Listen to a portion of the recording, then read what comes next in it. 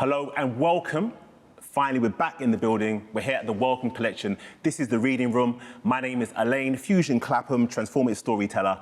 I describe myself as Afro-Filipino. I'm black with my hair in braids, and we're here in the sumptuous space known as the reading room with the Wellcome Collection's youth program in conjunction with CYP, that stands for the Copenhagen Youth Project. You get to hear all about that organization, what this project's about. So without further ado, I want to introduce you to some of the cast that are involved in putting this project together. So I'm going to start off with Isoa from the Copenhagen Youth Project. Hello, my name is Isoa. Pronouns he, him, I guess. And if to describe myself, it would be a 6-foot black guy. Do you still have a creative pursuit, something that you want to achieve? Creatively, I'd like to write. So that's what I do on the side. But I'm the senior youth worker at the Youth Project. So yeah, so I kind of also just enjoy working with young people specifically. But on the side, I do writing a lot. But yeah, nothing else part of that. I dance, if that counts as creative. And then what else? Paint. Brilliant, okay. Oh, hello. I'm Antonette. A she, her. I describe myself as like a mixed race lady. Curly hair. Creatively, I'm part of like a lot of different projects, like podcasts. I'm a singer, kind of not anymore, really. And I manage a lot of social media accounts for like companies and businesses. So I guess going forward, more like on TV persona would be my creative journey. So you're at home. This is you. I think I quite enjoy it actually. I'm like, cool. Yeah, I quite enjoy it. Welcome, welcome. Hi guys, my name's Armani. I describe myself like mixed heritage, 5 foot. I'd like to say 5'11", but I'm not even reaching there yet. So 5'10" male. I'm gonna spud you for the aspiration. I'm growing into that. Yeah, I'm still trying to hit that target, bro. So just every morning, it's the stretches, but they don't work. But I would like to say I'm a content creator because I do many things. My main thing is music production, and that's what we'll be talking about today, I think. But yeah, so. Beautiful. Yeah. I'm going to start with you for 2 reasons. One, when we were talking earlier, I got a sense that this has been really your baby to a degree in that you've been contributing music. Yeah. You were involved in picking people within the community who could speak about their journey, their life during COVID. And I guess you're kind of creatively involved. You've got your moniker, Arms That Kid, as far as like, your tag name. So, you know, you're fully involved. So tell us how the journey started out for you, co-curating installation here at the Wellcome. I think it started off just a collective kind of meeting where it was brought up that it will be taking part in the Wellcome Collection project, and we just was brainstorming a lot of people who would be involved and who has a very interesting story. So the 2 people that I kind of not put forward, but like suggested or kind of hinted was Antonette and my grandma, Patrice, who's doing a monologue. And yeah, so that was first steps, kind of picking what is gonna, like who is gonna speak and stuff. And other people came up with like Chelsea and other people that was speaking also. But I would like to say that these people, because she has a very interesting story, and my grandma has a very interesting story as well. Did you even have an idea of what this could be? You're here for the first time, but you're acting like, well, yeah, you know, I met this person, we organised this. At the start, it must have been like, what are you talking about? What is this? What are we actually doing? What do you mean an exhibition of people's, you know what I mean, or an installation of people's lives? Like, I think I'm keeping my calm right now, but it was more of like we'll be involved in this big project. I didn't know the extent of where it would be going, but yeah, like with most of the projects, I try to keep my cool so I don't seem like I'm going over the roof and unprofessional, because then you don't get other jobs because you're unprofessional. Okay, but, cool. Yeah, so I just try to be like, okay, I know what I'm doing. I didn't know what I was doing, but Yeah, man. I like that, the calm exterior. In the mind of like, I don't get this yet, but I'll figure it out. And we did, because we're here. So Antonette, tell me what it's like to walk into a space and see a piece of your living room in the centre of London in a museum. I know. I mean, like, when Isoa was like the one asking me for like, oh, give me like pictures of where you most like relate yourself to in your house. So I was like, okay, my room, because I made the bed and I've like the most part I've redecorated my room, and so like a lot of it was me. So seeing that in there, the fact that like even like the bedsheet kind of pattern was put into the design, and like the notebook and the candles, I was like, it felt really personal because in my room I had such a hands-on experience. So to see that like portrayed into the desk and the stuff, it was really good. So it felt weird seeing it, but then it also felt like nice and like, you know, it all warm in your chest and all this. So it was quite nice. It was pretty good. Home from home. Exactly. What was it like to hear a local actor saying your personal thoughts about lockdown? I mean, at first, apparently, he got me on the nail, but it was a bit off.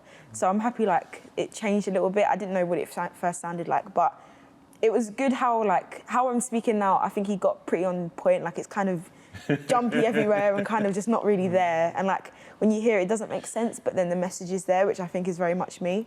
But, yeah, I think he did a really good job. Like, I'm really happy with it. And even for the other people, like, the way he portrays and Patrice, Marnie's grandma, it's like, when you speak to it, it's very, like, it's quite good how he's done it, and it's very how she speaks.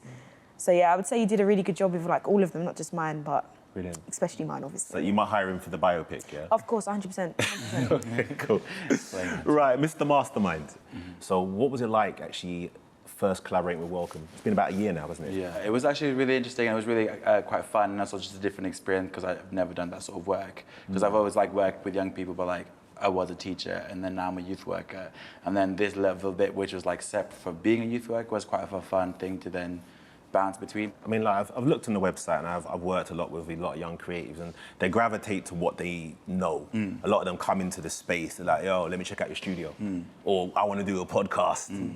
Yeah, so they have what they want to do. So how hard was the sell to say, listen, this museum is in your borough, and there's something which is probably bigger than what you're used to exploring, but it matters. How hard was it to get that buy-in?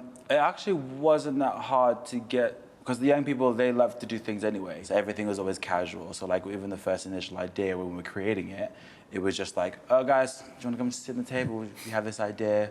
And then everyone's like, oh yeah, we could talk about this. And the kids just started like writing loads of stuff. So it was like quite interesting to, if you look at the original paper, it was like quite a lot of ideas. And then that then being condensed and then having this specific idea of just 4 views. So it was like, it wasn't hard to like, I guess, convince them. I think they just like being creative and doing something in the given time of youth club. So that was like a good opportunity to then do that. And yeah, but I don't think they, in their head, they see like how big it is now. Because I think they was like, oh yeah, we just wrote stuff. And like, I was like, no, your ideas is like now in a gallery space down the road. We want the audience, although this is online, to either, if they have an opportunity to come down to see the space, it's been open since May, will be open to July, maybe a bit longer.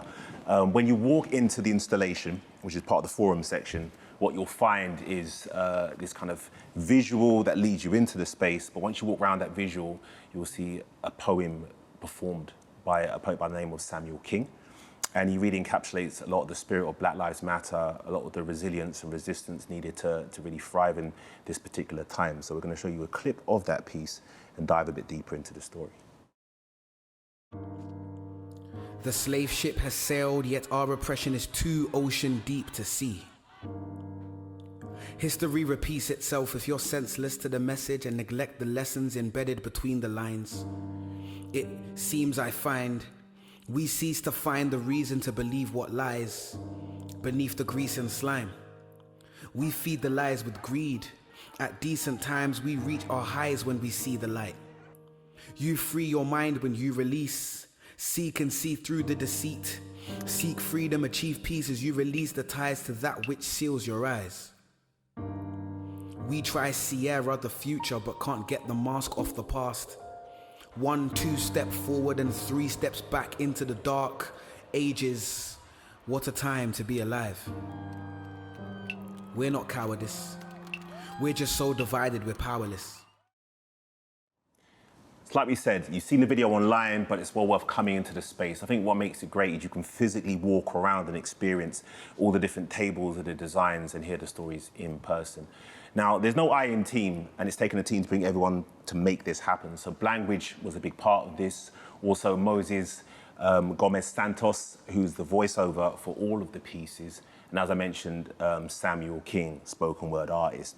So what's great about Samuel's piece was he's a local boy, as far as he's been raised in your area. He speaks a lot of truth about the times. But the visual content that went alongside the actual poem was content that was actually filmed by you guys, right? Yeah. So what was that whole process like, and what was it like to see it married with that kind of spoken word? With Moses or Samuel? With Samuel. With Samuel. So with Samuel, I was the one that made the backing track. I think the visuals were edited by Isoa, so you will know more about that. Yeah, it was just more so in the sense of like we understood that a lot of the young people did attend the Black Lives Matter marches. So then with Sam King's poem surrounding sort of like the black identity, we kind of just like, oh yeah, and then I just collected some of the young people's footage that they went to go see. So all of the footages you see are from young people who did attend marches, and then they're just trying to like marry the clips so it goes in line with what he's saying. Yeah. So there's like I think my favorite part is when there was a 1-2 step, and then there was a video and they of did the people little doing the candy, and I was like, yeah, I did that. But it was really like lovely that it was there. So, but yeah, that's my favorite part of the video. Beautiful. It links beautifully to a particular quote that I liked from Samuel's piece, and it reads, "History repeats itself if you're senseless to the message." Yeah. And neglect the lessons between the lines. So I was wondering, how did the Black Lives Matter march affect you? And also the whole incident with George Floyd as well. It affected me a whole lot, man. Like, being like a black person, of course, from an area like mine actually is quite weird because there's many black people, but there's also a lot of racism in the area. So I can remember like coming from school, you can get like racially attacked from anywhere, and it's just no one really helps you. So it's a feeling of being alone, and it links quite well to the George Floyd thing of him being alone in that kind of the space and helpless in a way. So he could not do nothing to help his situation, and I think like the reason why it's so deep, and I think we all put our hearts into it because it's kind of a thing of we're kind of fighting for him because he couldn't fight for himself in that situation. So we all bound together, and not all of us can go to a protest, and not all of us could shout at the top of our lungs, but through music and through editing and through filming, we told our story and we helped George Floyd get justice. There's a lot of things that I just think that it's affected us deeply, and this is why we're putting our heart and soul into this project, and it's just like, it's come out so great. Beautiful. Yeah. I was wondering, because as I was talking about how social media, when something happens, we're able to just collect content from different regions and using our phones make a story. Yeah. But some of the stories that predate George Floyd, we're talking like civil rights movements and going way back before they even had cameras, about how black bodies have been either objectified or suffered due to racism. Did it give you a moment to reflect back on history repeating itself? Like learning about some of the marches that came before Black Lives Matter? From it being years ago and it's still continuing, it's like there was something, obviously race wars comes into like conversation and stuff, and it's definitely not that, but it's definitely like, I think there's a lot of ignorance to some things, and it's like if the ignorance continues, like even in the quote it says like it builds up, and that if you ignore things it does progress and it gets worse, and like I feel like we're at the point where it doesn't need, we're all in agreements where it needs to stop continuing, and it needs to like slow, like it just stop it. But it just, yeah, this is the moment, I think, in this kind of generation, I think, where all these young people, old people, and especially like when you look at horoscopes or whatever, they say like this generation is like one where we're very outspoken, we're very like we're going to say what we said. Yeah. I don't care what you say kind of thing. And it's like, it's different from older generations. So it's really nice. And it's like, it's kind of good to be part of like, you know, history and all this, like, it's the right side of history kind of thing. So yeah, it's just, I don't know, it's been crazy. But For sure. I mean, I think from my perspective, just having grown up around Tottenham riots, both the one when I was a child and then the one that happened, obviously, with Mark Duggan. What's interesting is, like, there is this idea that the new generation is more proactive or more outspoken, whereas I almost feel that you have means to broadcast your frustration. yeah, You know, exactly it's that the as idea that you actually can, you know, growing up with a media where you received information rather than you create. Yeah. You grab things from different places, you collaborate and you tell stories. So it's, in a way, it's still the same struggle, but you've got more means to communicate that struggle, Yeah, I think, 100%. in some ways. So taking it from that huge moment in time with George Floyd to 4 views of life in lockdown in the UK, how did you feel when you were being interviewed as far as what you wanted to convey? Because now you are, no pressure, you're part of a history, you're part of a story that's living in here and it's going to be documented for time to come. Yeah. I mean, because it was done at CYP, it was amongst people that, like, you know, as a banter or whatever. I can hear him bantering Exactly, throughout you when can we hear get him. into deep conversation. Behave. But Yeah. but it was pretty comfortable. But it's like, I feel like I'm okay to have conversation and stuff like that. Yeah. So it wasn't anything tough. But like, it's definitely the things that I'm saying. Like, it's just things have changed from COVID as well, especially like the marches. It affects people's lives so much, and like, I think it's really important just to say exactly that we've come from college. And it's like things have changed. Like, we didn't even get to finish our last year because COVID happened. And then even within the midst of COVID, then marches, etc., etc. So it's like, it definitely, doing the interview, I think it was a chance for me to really like express like things have definitely changed. And if you don't see it, then you're blind. But you've been living under a massive rock. But yeah, I think it was a really good experience. I enjoyed it. It wasn't like anxious or anything. It was comfortable. There's It was something good. about it being in a familiar space. Yeah, and it's also like speaking your truth, so to speak. So it's like, it's freeing kind of thing. It's nice, you know? Yeah. But I thought all the interviews were really powerful, and it's great that we can go to the local level and talk about people's lives. So with Kayleen being from working for the NHS, it was really interesting that she had to face the virus head on. Working in ICU, seeing families distraught and being, you know, challenged by this virus. And I thought what she said about the clapping for the NHS, it just seemed to be such a great thing to do in the time, as far as the media saying we're doing a good thing. But to hear a nurse say thanks, but you could be doing so much more for us. What was it like to be able to kind of capture those kind of stories? I think, again, I think with our day and age, we think a lot of things that we do are for the good, and that we're doing justice to some things, and I don't think that's right, because we're quite for the show. So just with I don't know if I'm throwing anyone out. Just for example, adverts on TVs, and they're saying donate this to this person. It's been going on for years, but what they're not doing is that they're not going out to places and actually helping. They're saying, just do this, but they're not actually going to do it. And I think we're clapping for NHS. It's just I don't know what the word is, but it's just a thing to calm people down. Yeah. It's like in the war, people used to do certain things to make people think, oh, we're winning the war, we're doing this. Whereas it's just propaganda. It's just, It's funny you say that, because that reference to the war was, you know, people would argue that was the birth of propaganda. So we didn't have this whole constant broadcast culture. So people would go to the cinema and they would get these show reels or news reels of the front line and what was happening, and it would make people go, oh, we're winning. So in a sense, you almost feel like the NHS Thursday experience was just, oh, look, we're beating the virus. I think it was so silly. Like it wasn't silly. Like, it shows our appreciation, but there's so much things we could actually have done.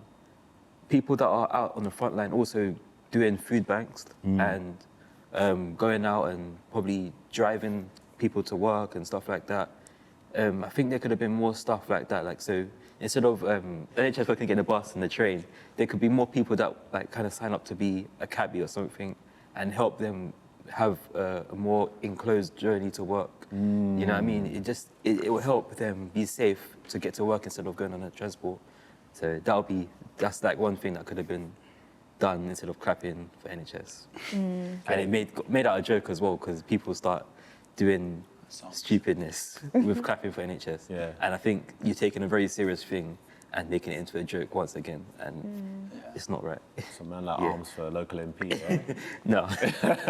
Yeah, we'll clap for you, bro. 100%.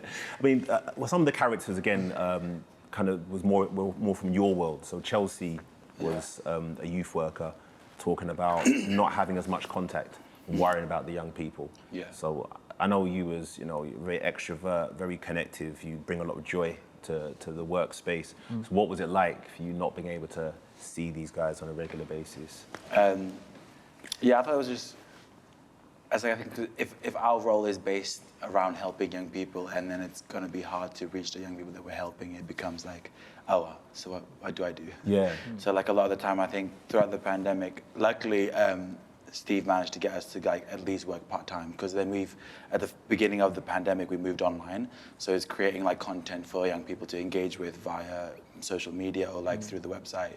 But you can only like engage for so long, especially if you're like already doing Zoom class, school through Zoom, and then you have to like, oh, what do we do now? It's like, we can't go out, let's just see what's online. It's still stuff to do, but I felt like with us, our purpose is filled with the young people being present in the building physically. Yeah. And that's not because the way we work is like, oh, we're doing something with them. I think it's just more so like the dynamics within CYP and the young people, with the staff and the young people, is very great and very interesting. It's also like basically a little family. So we have like the dynamics of like, so I think some of the young ones are like referred to like me and Jen as the mum and dad. And then Chelsea will be the uncle, and then Steve is the granddad. Yeah. So it's just like that dynamic where me and Jen will be the strict ones and be like, da da da. Yeah. And then Chelsea's the fun one who gets the, Okay. but at the same time, within those sort of dynamics, we fill in certain issues that would not be like, that some of the young people might not have at home, like a missing father figure or mother figure or maternal figure even. So yeah, so we fill up like little moments of like things for the young people that I think, one, is beneficial to them, but also with us, it's just nice. So like with this sort of like work of youth work, it's like our activism and what we believe is like human rights and what our young people should be like entitled to, we actually make sure that that's fulfilled, and we don't take like the shortcuts. So like if like when it came to Wellcome Collection or any other projects, we want to ensure that the young people are always prioritized. So like when it's young creatives, they have to be paid. And they have to be like compensated anyway, because we want to prioritize them and their future and their well-being. So like for us, that felt like a level of activism that still stays true. Right, okay, so we kind of talked a bit about the exhibition, but the exhibition is unique because it happened in a year that almost wasn't a year. I think a lot of us are going to struggle to talk about how long ago something happened after COVID, because it's like a year that just felt so surreal. I was wondering what difference this year made to both of you in terms of your growth. What changed from when you first heard about Four Views to where you are now in terms of employment, where you're at emotionally in your life, and those kind of markers? Before lockdown, I would say I was in a decent place. I was working. I was fairly creative. And next thing, there was lockdown. Everything was shut down. Everything was stopped. I got made redundant. So there was no money coming in. And then I fell straight into like a depression, and I said there's only one way I could probably work out the depression, which was music. So I started just jumping 2 feet into music and creating. Then somewhere out of that, we started pushing the podcast.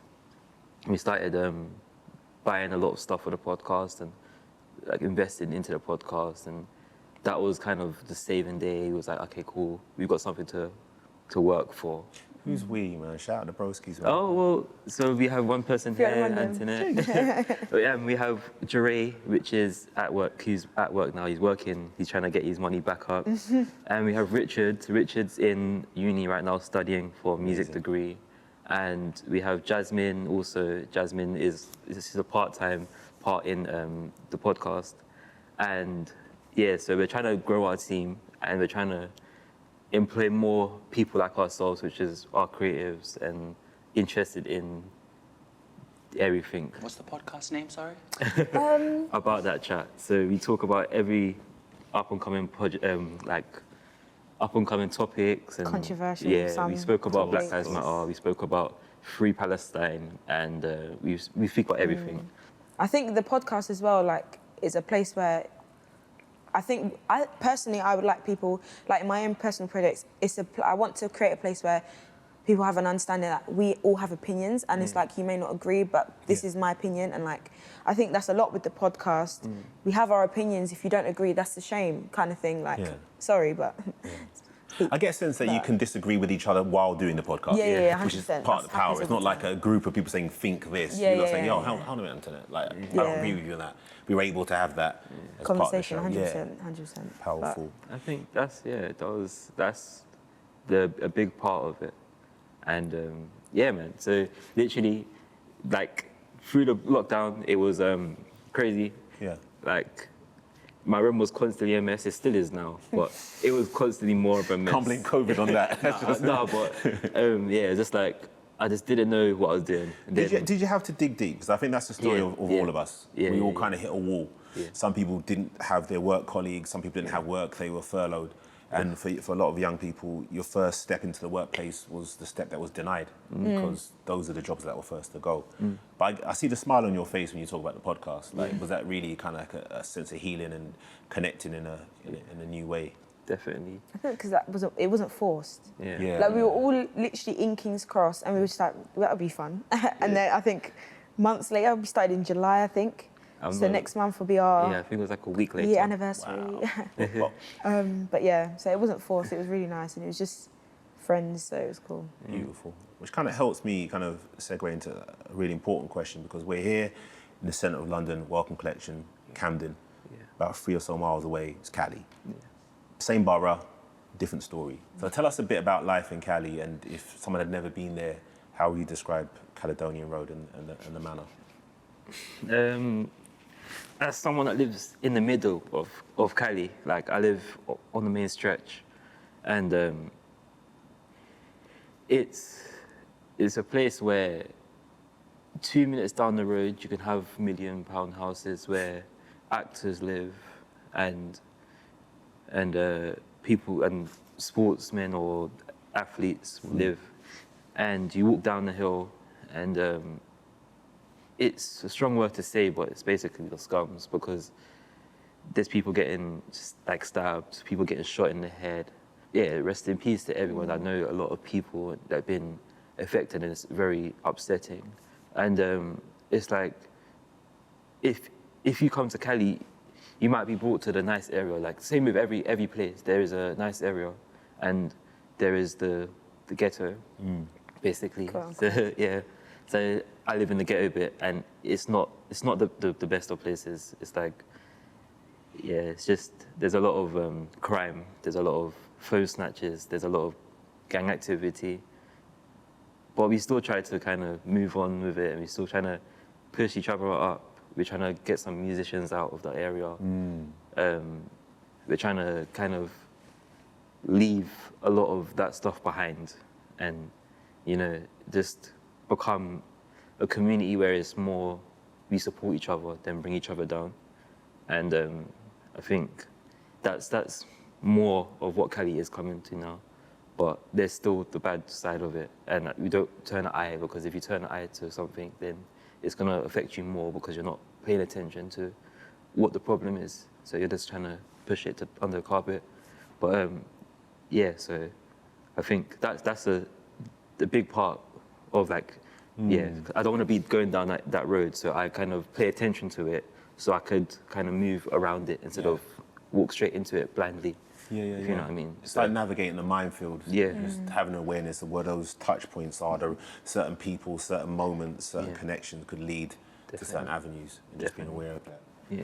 How do you feel about the media's perception? Because we had this kind of amnesty where people were just in their houses. There wasn't anywhere to be other than in your house. And we kind of talked about that, just being in our rooms and stuff. But coming out, it seems like the media's perception tends to be, highlight incidents like the situation in Hyde Park or Greenwich, where they're kind of perpetuating this thing that all young people are carrying weapons, samurai knives, Rambo knives, all that. So I'm wondering, like, do you feel that the media are focusing on that to a degree where it makes it look like all young people are in this, or do you see some positive stories that we should know more about, and especially positive stories within your area? Because I see you as one of them. I see you as the positive stories we don't get to hear much about. I think you get more money for the bad stories. So if there's a bad story out there and there's an equally good story,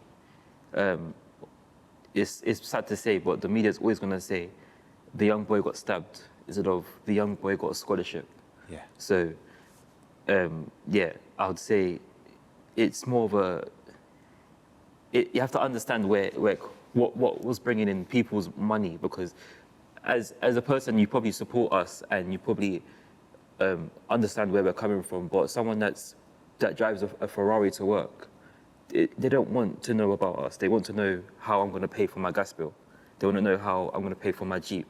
So if that means getting the deep down story about, 100 people are carrying knives and making it into 1 billion people are carrying knives, and that makes them their money, they're going to do that instead of there's 1,000 billion people that are getting scholarships to schools and people that are creating masterpieces and stuff like that. And it's like, we don't get to see that because it's not bringing in money.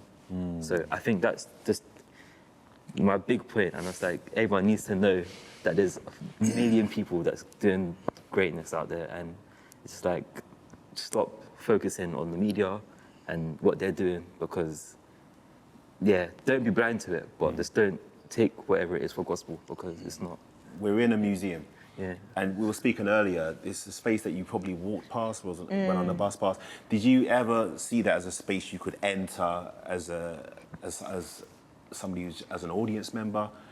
To be honest, a lot of places like around here, I don't really think I would be entering. Yeah. So it's really nice, and also like even the interior of this place is like, would have even imagined it. So it's like it's nice. It's comfortable, right? Yeah, Like, you know what I mean? But it's really nice, and it's just like from outside, it doesn't really reflect the inside, which I quite like the fact that it has, like people, like you see one thing, but the personality is completely different.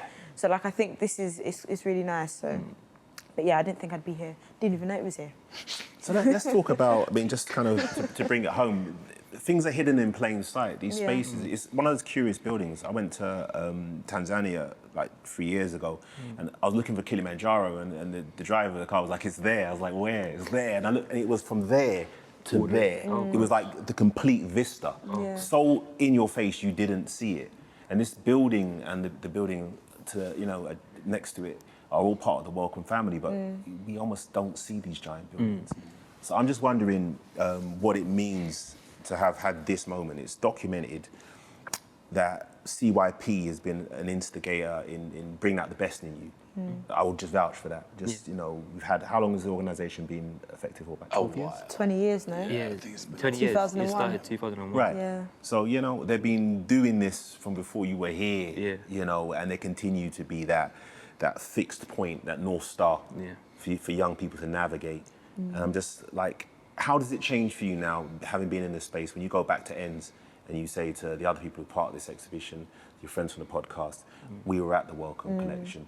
Is it a space you think you can come back to, that they might want to visit, they might want to come to the installation? Listen, they need to. If my name, listen, you're not friends if you don't support it. No, I don't know, like, I think they'll be really, it'll be happy. Like, I know my parents are pretty proud when I tell them things like this happen, and like they're kind of like surprised, because a lot of them, like, they're not old, but they're the older generation, and like my mum doesn't really know my job title. She doesn't really know like what you actually do. So like even stuff like this is like, oh right, this is okay. This is nice. I like this. This is cool. But I think it's I don't know. It's weird. It's weird coming from like CYP, then being like here, because I don't live in the area per se, but like I'm here too much. Yeah. I might as well leave. Can I move in? I might as well. But I'm here a lot of the time, so it's really from Essex where you don't even have a youth club really, and then come here for a youth club, and then opportunities like this happen. So then you come into places like this. It's just it happens. Yeah, it's a lot. Yeah. It's a lot. I don't know. Beautiful. Well, this is your sales pitch because I find we're in a culture, scroll culture, where you can go, I've seen your thing. I saw it on your gram. Yeah. I saw the little story you did. So what would you say to a young person or one of your peers to get them into this space? Why do they need to physically come in to look at the installation? I think at the moment with like young people, I think we have so much things that we want to do. Yeah. But I don't think we have not the drive, I don't think we have the belief that we can do. Okay. So I think coming to somewhere like this would be so good to like visually see like, oh, people do stuff. Like this is a possibility, this is something that, you know, I can see myself having partake in this, or like, oh, other young people or peers or like friends, oh, they've done this, so like we can do things like this and bigger, and because, you know, people are going to do better things than what this is and whatever, it just progresses onwards anyway.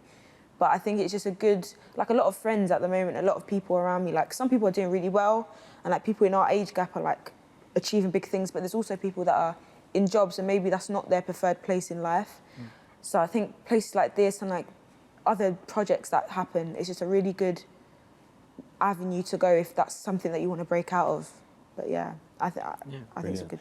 And yeah, let's talk about the physicality, like what's inside these table displays and the effort that's been made to make it feel like the homes of the people who are speaking.